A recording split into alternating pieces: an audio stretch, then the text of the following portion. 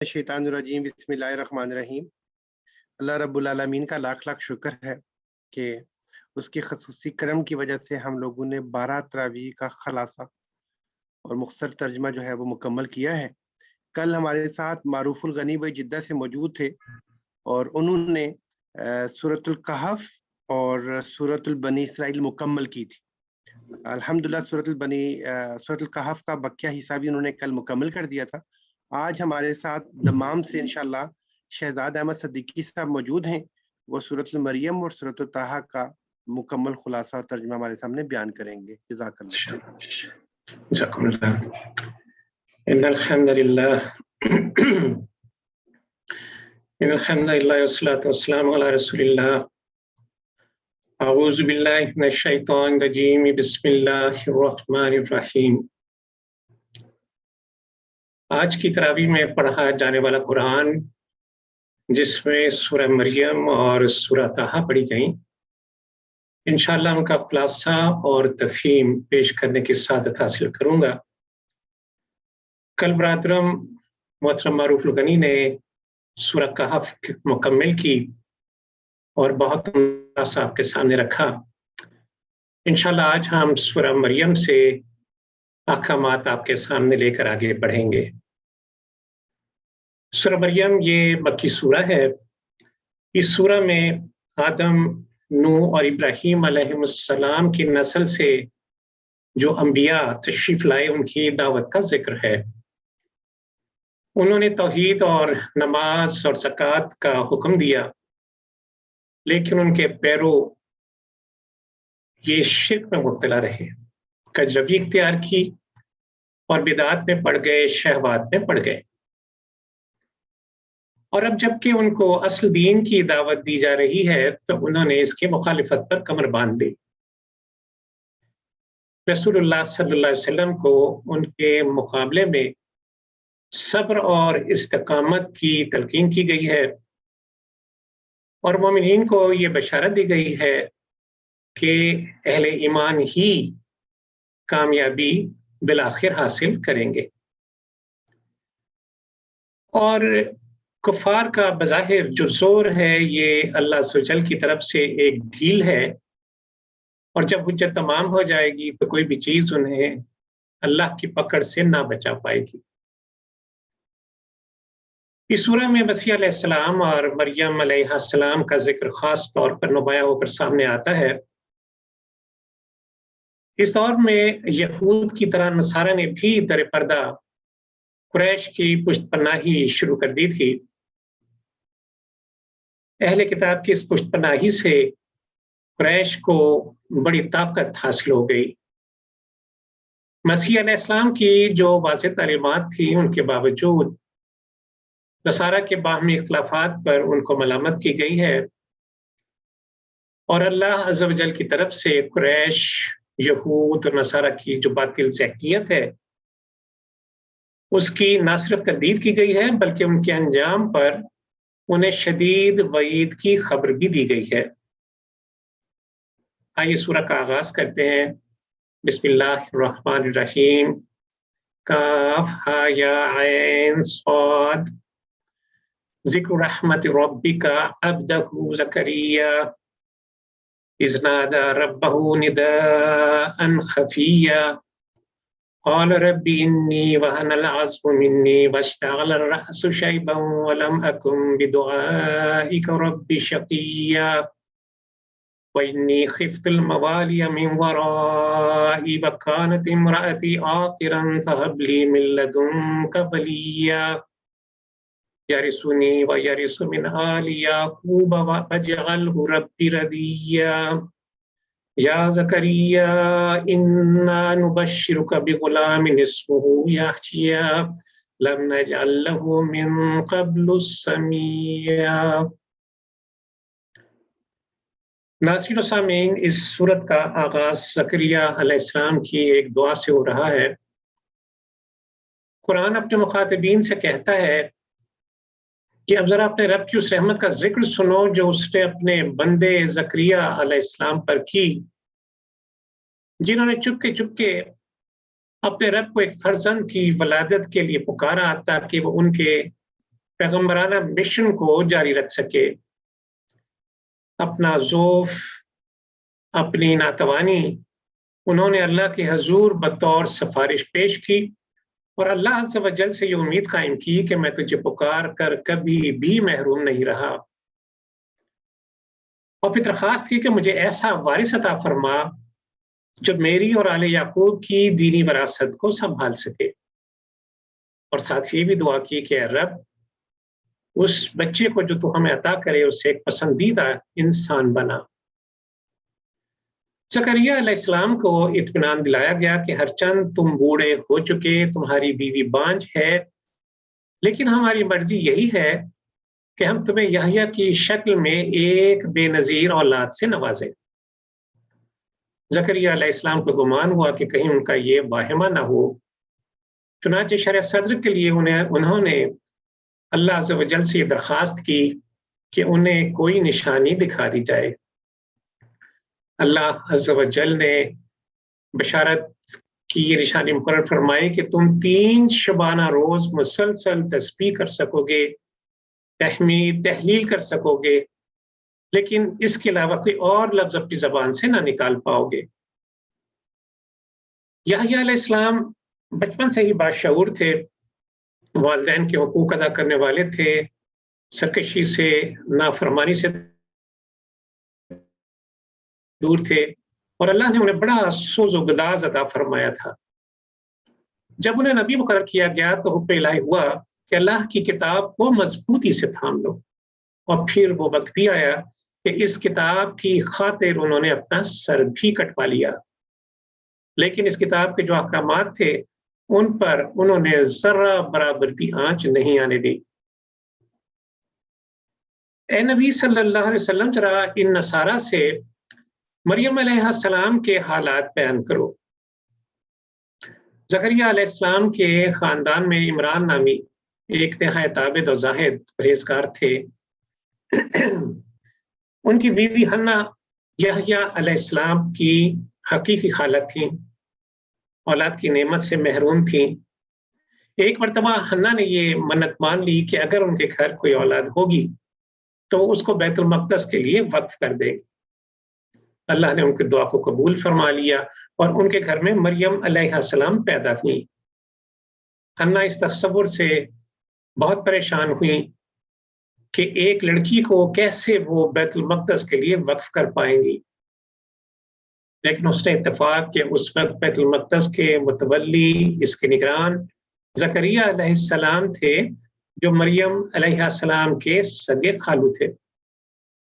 चुनांचे उन्हें ज़करिया अलैहिस्सलाम की परवरिश में दे दिया गया।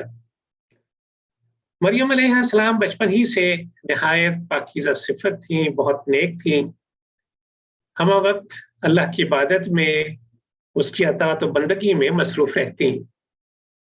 एक दिन मरियम अलैहिस्सलाम अपने हुजरे में थी कि जिब्राईल अमीन अलैहिस्सलाम एक इंसानी शक्ल में उनके पास आए।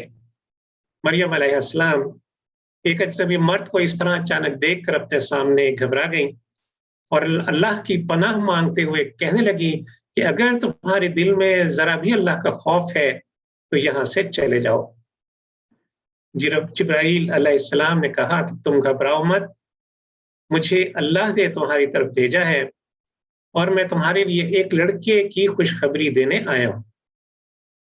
मरियम अलैहिस्सलाम ने बेसाख्ता कहा कि मेरे यहाँ बेटा कैसे होगा जबकि आज तक मुझे किसी मर्द ने छुआ तक नहीं है। जिब्राईल अमीन अलैहिस्सलाम ने जवाब दिया कि अल्लाह का फैसला है और ये फैसला होकर रहेगा, वो तुम्हारे बेटे को लोगों के लिए जीता जागता मोजज़ा बनाएगा। फिर मरियम अलैहिस्सलाम को हमल रह गया, वो बैतुल्लहम के मकाम पर चली गईं। जब ज़चगी का दर्द महसूस हुआ तो आप एक खजूर के दरख्त के सहारे बैठ गईं और उस वक्त उनके मुंह से निकल गया कि काश मैं इससे पहले ही मर चुकी होती, मेरा नाम, मेरा निशान तक मिट गया होता। जिब्राईल अलैहिस्सलाम की आवाज आई कि घबराना मत, अल्लाह ने आपके लिए राहत और आराम के तमाम असबाब मुकर्रर फरमा दिए हैं। आपसे करीब ही साफ और शफाफ पानी का चश्मा बहा दिया गया है اور تازہ کھجوروں کا یہ درخت جس کے نیچے کہ آپ ہیں، اس کو ہلائیے تو تازہ کھجوریں درخت سے گر پڑیں گی۔ یہ اللہ نے آپ کے لیے کھانے پینے کا سامان بنا دیا، آپ اس کو کھائیے پیجیے اور اولاد سے اپنی آنکھیں ٹھنڈی کیجیے۔ اللہ عز و جل نے یہ بھی فرما دیا کہ اگر ادھر کوئی نکل آئے تو اسے اشارے سے بتا دینا کہ میں نے روزہ رکھا ہوا ہے، آج میں کسی سے بات نہیں کروں گی۔ پھر مریم علیہ السلام جب اس بچے کو لے کر اپنی قوم میں آئیں تو لوگ کہنے لگے، اے مریم، یہ تو نے بڑا پاپ کر ڈالا۔ اے ہارون کی بہن، نہ تیرا باپ کوئی برا آدمی تھا، نہ ہی تیری ماں کوئی بدکار عورت تھی۔ ان سوالوں کے جواب میں مریم علیہ السلام نے اس بچے کی طرف اشارہ کر دیا۔ لوگوں نے کہا، ہم اس بچے سے کیا بات کریں، یہ تو گہوارے میں پڑا ایک بچہ ہے۔ بچہ بول اٹھا کہ میں اللہ کا بندہ ہوں، اس نے مجھے کتاب دی اور نبی بنایا اور بابرکت کیا جہاں بھی میں رہوں، اور نماز اور زکوٰۃ کی پابندی کا حکم دیا جب تک کہ میں زندہ رہوں، اور اپنی والدہ کا حق ادا کرنے والا بنایا، اور مجھ کو جبار اور شقی نہیں بنایا۔ سلام ہے مجھ پر جب کہ میں پیدا ہوا اور جب کہ میں مروں اور جب کہ زندہ کر کے اٹھایا جاؤں۔ یہ ہے سیدنا عیسیٰ علیہ السلام اور ان کے بارے میں سچی بات جس کے بارے میں کہ لوگوں نے اپنے شکوک کا اظہار کیا۔ اللہ عز و جل کی ذات بالا تر ہے اس سے کہ وہ کسی کو اپنا بیٹا بنائے۔ وہ ذات اقدس جب کسی بات کا فیصلہ کر لیتی ہے تو صرف یہ کہتی ہے کہ ہو جا، اور وہ ہو جاتا ہے۔ اور عیسیٰ علیہ السلام نے دو ٹوک کہا کہ میرا اور تمہارا رب اللہ ہی ہے، بس اسی کی بندگی کرو، یہی سیدھی راہ ہے۔ آج بہت سی آنکھیں ایسی ہیں جو گویا اس سیدھی راہ کو دیکھنا جانتی ہی نہیں، اور بہت سے کان ایسے ہیں جو اس بات کو سن ہی نہیں پاتے۔ لیکن خیال رہے کہ آخرت میں یہی آنکھیں، یہی کان خوب دیکھنے والے بھی بن جائیں گے اور خوب سننے والے بھی بن جائیں گے، لیکن اس دن پچھتاوے کے سوا اور کوئی چارہ کار نہ ہوگا۔ اور ذرا ابراہیم علیہ السلام کے قصے کی طرف بھی ایک نظر کرو، جنہوں نے اپنے والد کو بڑے ہی حکیمانہ انداز میں دعوت حق کی طرف بلایا۔ ابراہیم علیہ السلام کا انداز بہت دل سوز تھا، لیکن وہ اپنے موقف میں بہت سخت تھے۔ انہوں نے اپنے والد سے کہا کہ والد محترم، ان بتوں کی عبادت کیوں کی جائے جو نہ سن سکتے ہیں، نہ دیکھ سکتے ہیں، نہ انہیں کسی کے نفع اور نقصان کا کچھ بھی اختیار ہے۔ میری پیروی کیجیے، میں آپ کو اللہ کی توفیق سے سیدھی راہ پر لے جاؤں گا۔ اگر آپ نے ایسا نہ کیا تو شیطان کے پیروں قرار پائیں گے، اور پھر ایک برا انجام آپ کو دیکھنا پڑے گا۔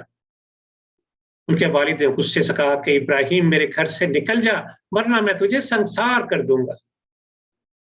ابراہیم علیہ السلام نے اپنے والد کو سلام کیا اور یہ کہتے ہوئے گھر سے نکل گئے کہ میں تو اپنے رب ہی کو پکاروں گا، اور مجھے امید ہے کہ میں اسے پکار کر کبھی بھی نامراد نہ رہوں گا۔ جب وہ مشرک والدین سے کٹے تو اللہ نے انہیں اسحاق علیہ السلام جیسا بیٹا اور یعقوب علیہ السلام جیسا پوتا عطا کیا۔ پھر رہتی دنیا تک ان کا بڑا اچھا تذکرہ لوگوں کی زبان پر جاری و ساری کر دیا گیا۔ اور ذرا موسیٰ علیہ السلام کا ذکر کرو، انہیں ہم نے پیغمبری عطا فرمائی، براہ راست ان سے کلام کیا، ان کے بھائی ہارون کو ان کا مددگار بنایا۔ اسماعیل علیہ السلام ہمارے صادق الوعد بندے تھے، انہوں نے قربانی کے لیے بے دھڑک اپنے آپ کو پیش کر دیا تھا، اور وہ اپنے گھر والوں کو نماز اور زکوٰۃ کا حکم دیتے تھے۔ ادریس علیہ السلام صبر کرنے والے پیغمبر تھے، وہ ایک راست باز پیغمبر تھے۔ ان کی ثابت قدمی اور اولو العزمی کی وجہ سے ان کے درجات بہت بلند کیے گئے۔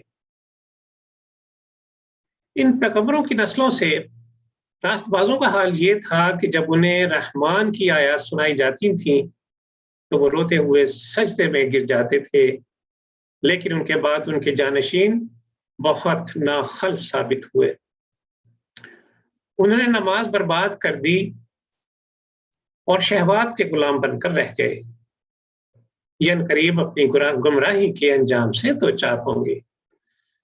البتہ جو توبہ کر لیں اور اپنے رب سے رجوع کر لیں تو ان کے لیے نعمتوں بھری جنتیں ہیں جس کا رحمان نے ان سے پس پردہ وعدہ کر رکھا ہے، وہاں وہ بہترین رزق پائیں گے۔ فرشتے وہی کچھ کرتے ہیں جس کے کرنے کا ان کا رب انہیں حکم دیتا ہے۔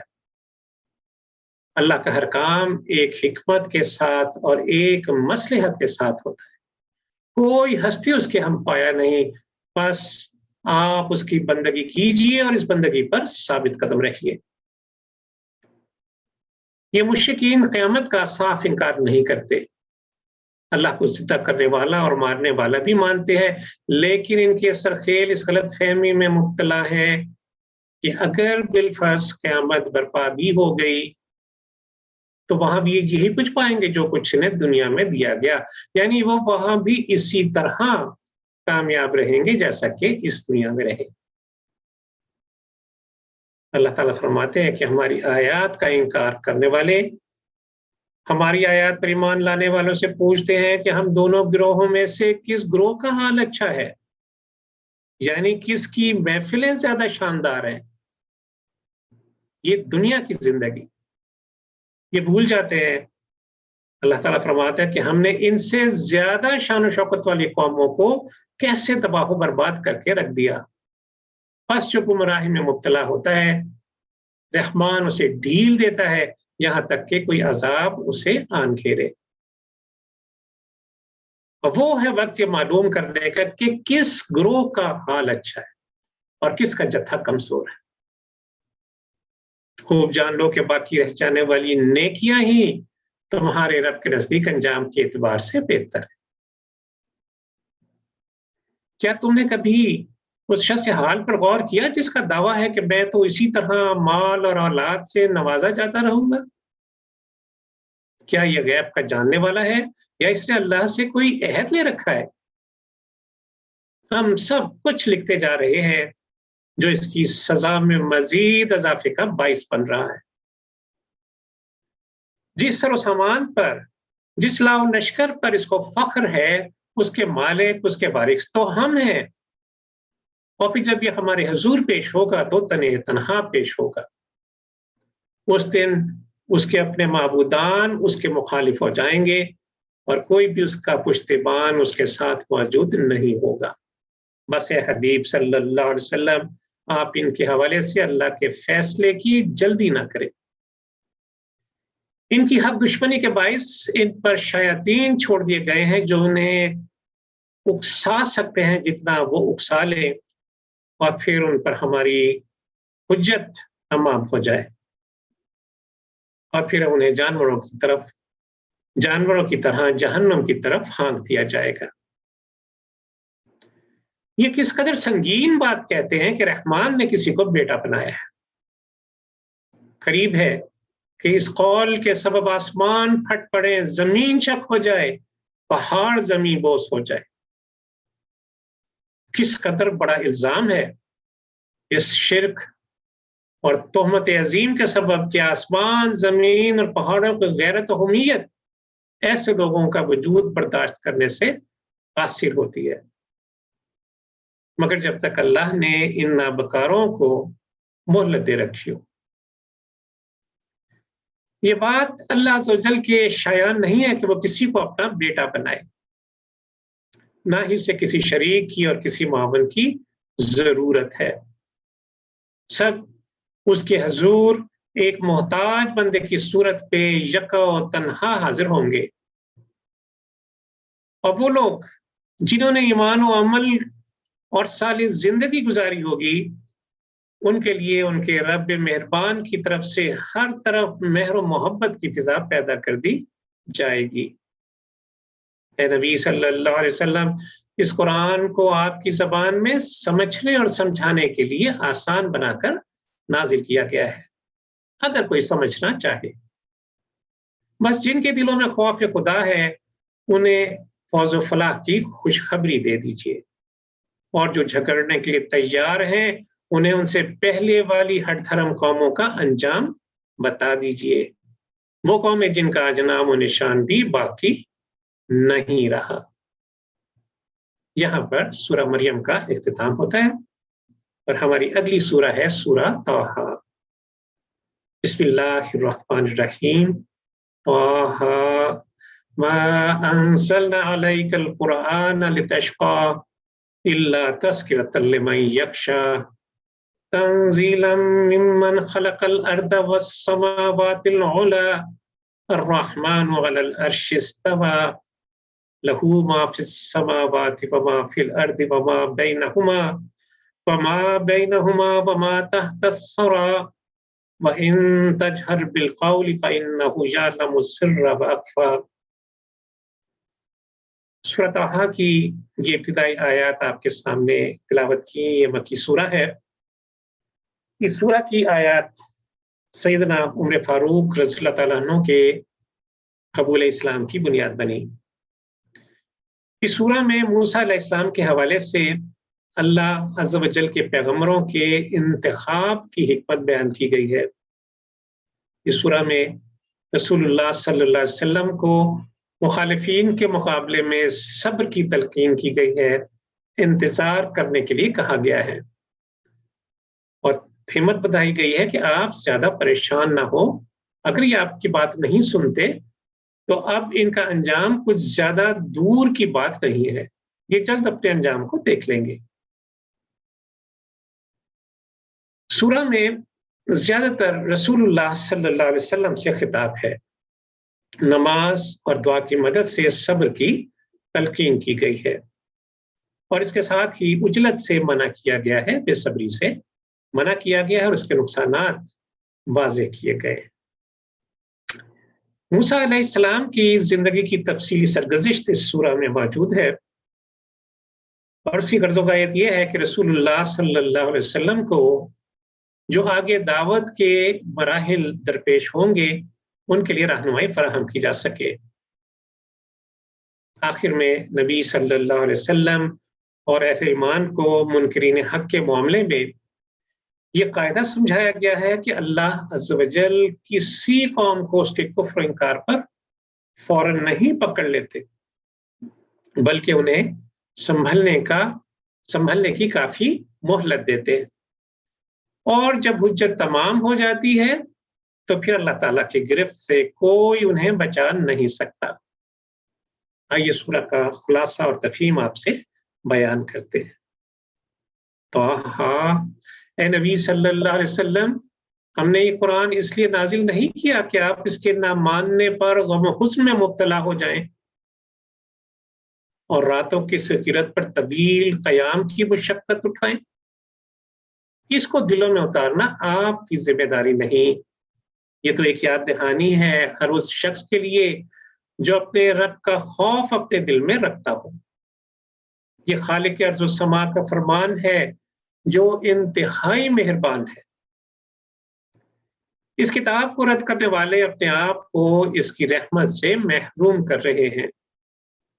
आपका अलीम व खबीर रब हर बात से खूब बाखबर है, उसके सिवा कोई माबूद नहीं और वाज़ेह रहे कि उसके होते हुए आप सल्लल्लाहु अलैहि वसल्लम किसी के मोहताज नहीं। आइए हम आपको मूसा अलैहिस्सलाम की सरगज़िश्त सुनाते हैं जिसमें आप सल्लल्लाहु अलैहि वसल्लम के लिए असबाब है। वो अपने बीवी बच्चों के साथ वादी तूर से गुजर रहे थे। रात सैर थी, उन्हें एक संत शोला सा नजर आया। उन्होंने अपने घर वालों से कहा कि तुम लोग यहीं ठहरो, मैं वहां से तुम्हारे तापने के लिए कोई अंगारा लाता हूं। मुमकिन है रास्ते के लिए कोई रहनुमाई भी मिल जाए।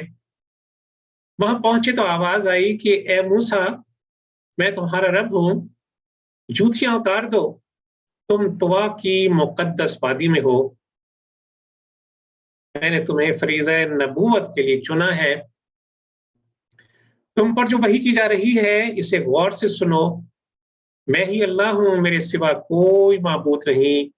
بس تم میری بندگی کرو اور میری یاد کے لیے نماز کا قیامت کی گھڑی ضرور آنے والی ہے.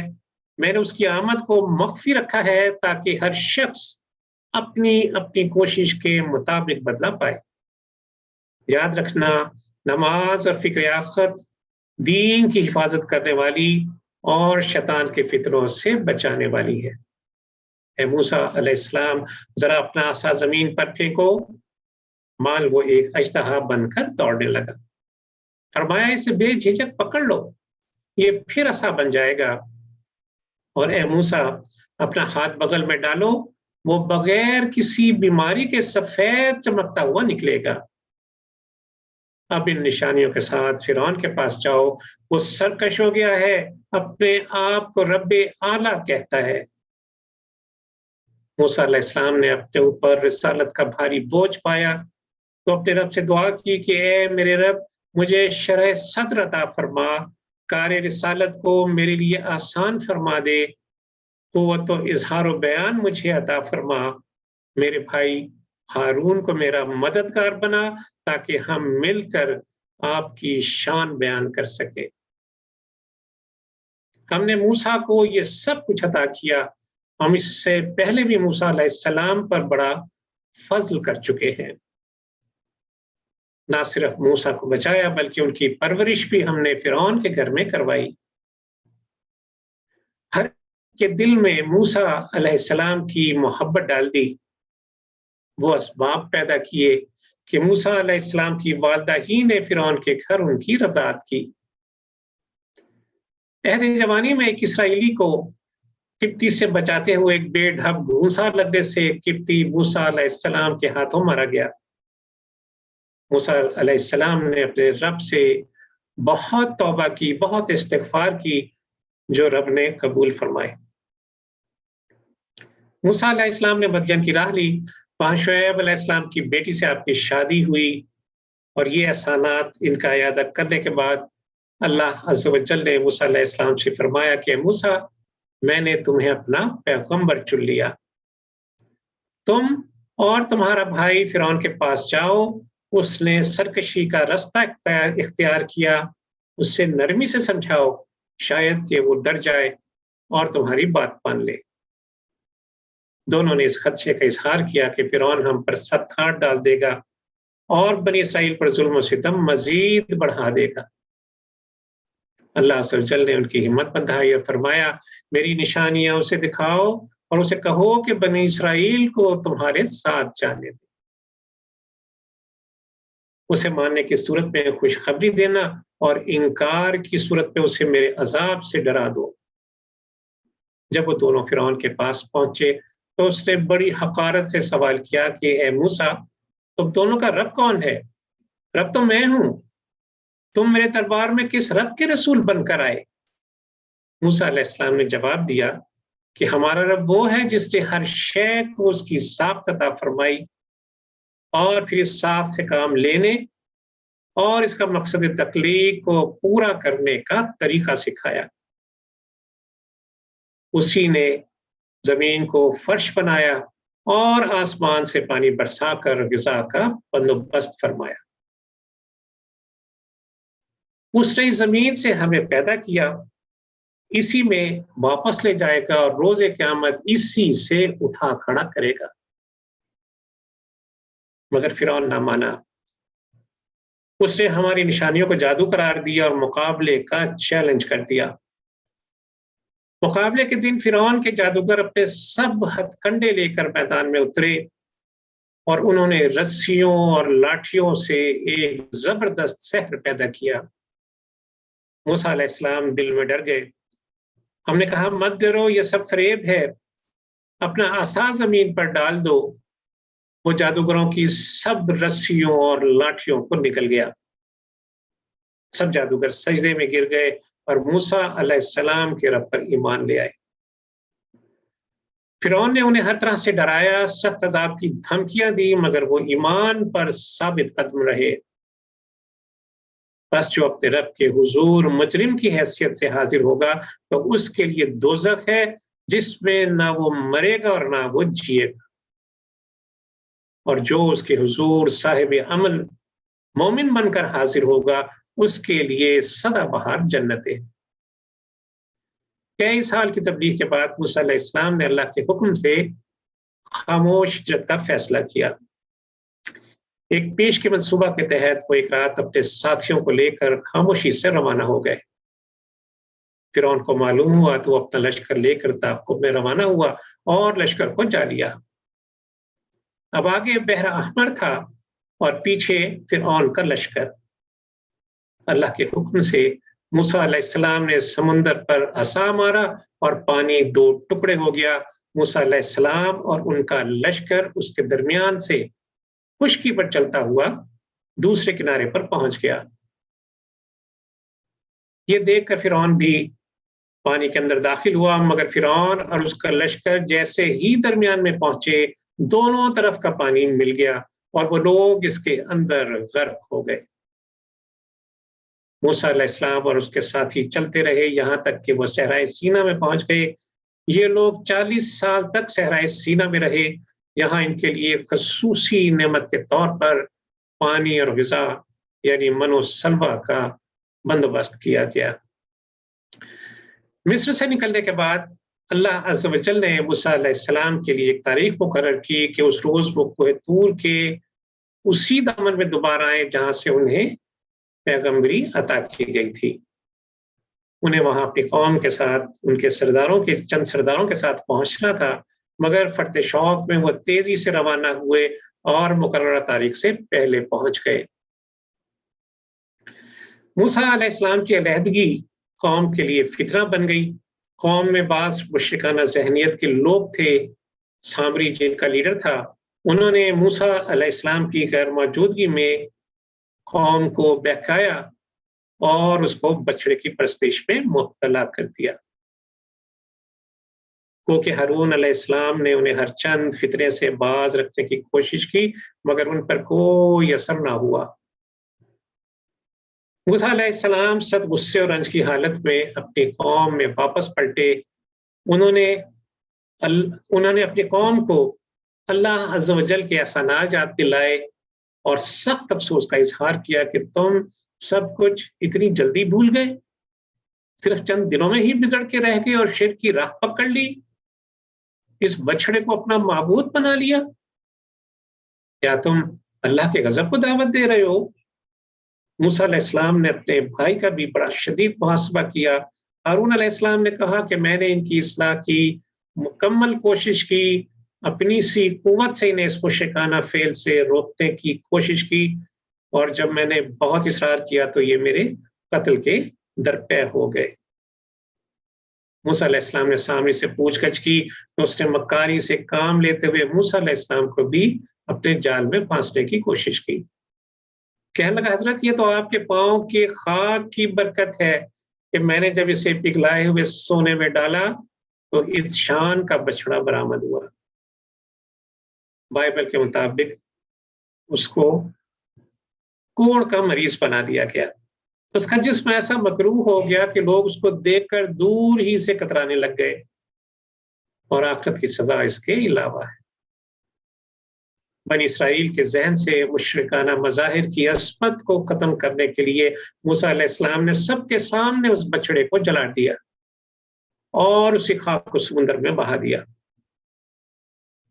یہاں ایک اہم نقطہ یہ معلوم ہوا کہ موسیٰ علیہ السلام نے فرعون کے مقابلے میں جو کچھ کیا وہ دعوت دین کا کام تھا، اور آپ نے بنی اسرائیل کے سلسلے میں جو کچھ کیا وہ تحفظ دین کا کام تھا۔ دونوں کام آپ نے ساتھ ساتھ انجام دیے۔ اس طرح ان دونوں کاموں کی اہمیت ہمیں معلوم ہوتی ہے۔ مسلمانوں میں اگر بگاڑ ہو تو کام روکا نہیں جا سکتا۔ خارجی دعوت کے ساتھ ساتھ داخلی دعوت کا کام چلتا رہنا چاہیے۔ اے نبی صلی اللہ علیہ وسلم، اس طرح ہم گزرے ہوئے حالات کی خبریں آپ کو سناتے رہتے ہیں۔ یہ قرآن ایک درس نصیحت ہے، بس جو کوئی اس سے منہ موڑے گا وہ ہمیشہ کے وبال میں گرفتار ہو جائے گا۔ یہ دنیا کی زندگی تو بہت ہی مختصر ہے۔ قیامت کے دن مجرمین آپس میں کہیں گے کہ ہمارا دنیا میں ٹھہرنا تو بس ایک آدھ دن ہی کے لیے تھا۔ اس دن ان سب کی آوازیں رحمان کے سامنے دب جائیں گی، کسی کی شفاعت کارگر نہ ہوگی سوائے جس کو رحمان اجازت دے۔ سب کے سر اس حی القیوم کے سامنے جھکے ہوں گے، اور بڑا ہی نامراد ہوگا وہ شخص جو اس وقت اپنے رب کی حضور کسی ظلم کا بار گناہ اٹھائے ہوئے ہو۔ مخالفین کی تمام تر مخالفتوں کے مقابلے میں رسول اللہ صلی اللہ علیہ وسلم کے پاس واحد ہتھیار قرآن مجید تھا۔ کفار کے نتنے اعتراضات اور مطالبات کا فیصلہ کن جواب صرف قرآن ہی سے دیا جا سکتا تھا۔ چنانچہ رسول اللہ صلی اللہ علیہ وسلم کو اس آسمانی کمک کا بڑی بے چینی سے انتظار رہتا تھا۔ اسی پریشانی کو دور کرنے کے لیے ارشاد ہوا کہ تم قرآن کے اتارے جانے کے لیے جلدی نہ کرو۔ اللہ کی ذات بڑی ہی برتر اور بلند ہے، اپنی حکمتوں کو اور مصلحتوں کو وہ خود ہی بہتر جانتا ہے۔ جس تدریج سے قرآن اتر رہا ہے لوگوں کو سناتے رہو۔ نبی صلی اللہ علیہ وسلم نزول قرآن کے لیے بہت بے قرار رہا کرتے تھے۔ جبریل امین علیہ السلام جب وحی لے کر آتے تو آپ صلی اللہ علیہ وسلم وحی کے الفاظ کو یاد کرنے میں بہت جلدی کرتے، وفور شوق سے تیز تیز ان کو دہرانے لگ جاتے۔ اس لیے ہدایت کی گئی کہ اے محبوب صلی اللہ علیہ وسلم قرآن کو پڑھنے میں عجلت نہ کیجیے، ہاں یہ دعا برابر کرتے رہیے کہ اے میرے رب میرے علم میں افزونی فرما، میرے علم کو زیادہ فرما۔ آدم علیہ السلام کی عجلت سے ابلیس نے فائدہ اٹھایا۔ جس خاص درخت کا پھل کھانے سے منع کیا گیا تھا اس نے ابدی جنت کا لالچ دے کر آدم اور حوا علیہ السلام کو برگلایا، اور ہدایت ان کی نظر سے اوجھل ہو گئی۔ مضبوط عزم پر وہ قائم نہ رہ سکے اور ان سے لغزش کا استار ہو گیا۔ آدم علیہ السلام اپنی لغزش پر شدید نادم ہوئے، شرمسار ہوئے، اللہ عز و جل سے معافی کے خواستگار ہوئے۔ اللہ عز و جل نے انہیں برگزیدہ کیا، ان کی توبہ کو قبول فرمایا۔ انسان پر شیطان کی دشمنی حسد کے باعث ہے، جس کا وہ کھلا اعلان کر چکا، اور اب یہ انسان پر منحصر ہے کہ وہ اپنے عیار دشمن سے بچ کر کس طرح زندگی گزارتا ہے۔ تو جان لیجئے کہ اس دنیا میں شیطان کے فتنوں سے امان کا واحد ذریعہ اللہ کی کتاب ہے۔ جو انسان اس کتاب کی روشنی سے محروم ہے وہ ہر وقت شیاطین جن و انس کی زد میں ہے۔ بس جو اس کتاب سے منہ موڑے گا اس کے لیے دنیا کی زندگی بھی تنگ ہوگی، اور قیامت کے روز وہ اندھا اٹھایا جائے گا۔ وہ فریاد کرے گا کہ اے رب میں تو دنیا میں آنکھوں والا تھا، مجھے اندھے بنا کر کیوں اٹھایا؟ ارشاد ہوگا کہ ہم نے تمہارے پاس اپنی کتاب بھیجی جس کی آیات نے ایک ایک حقیقت تم پر واضح کر دی، لیکن تم نے ان کو نظر انداز کیا اور بالکل اندھے بہرے بنے رہے۔ جب تم نے اس وقت اپنی آنکھیں نہیں کھولی تو آج سزاوار ہو کہ تمہاری آنکھیں بند ہی رہے۔ دنیا میں جس عذاب کے لیے تم جلدی مچاتے تھے، لو آج وہ عذاب تمہارے سامنے آن پہنچا۔ اے حبیب صلی اللہ علیہ وسلم آپ اپنے موقف پر ڈٹے رہیے، صرف فرض نمازیں ہی نہیں نفلی نمازوں کا بھی اہتمام کیجیے، اپنے اہل و عیال کو بھی اس کی تلقین کیجیے۔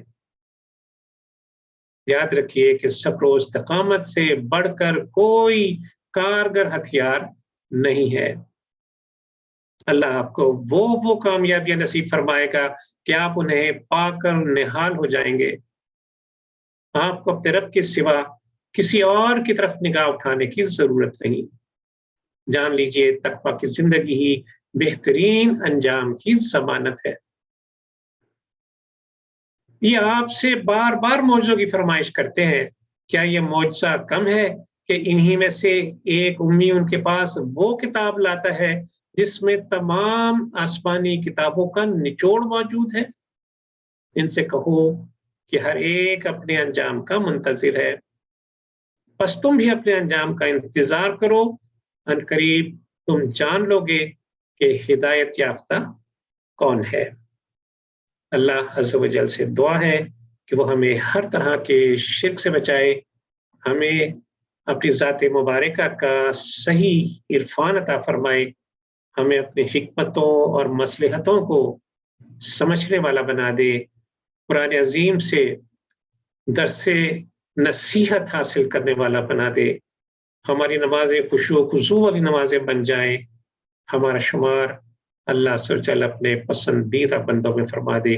وصلی اللہ تعالیٰ علی خیر خلقہ محمد وعلی آلہ وصحبہ وسلم۔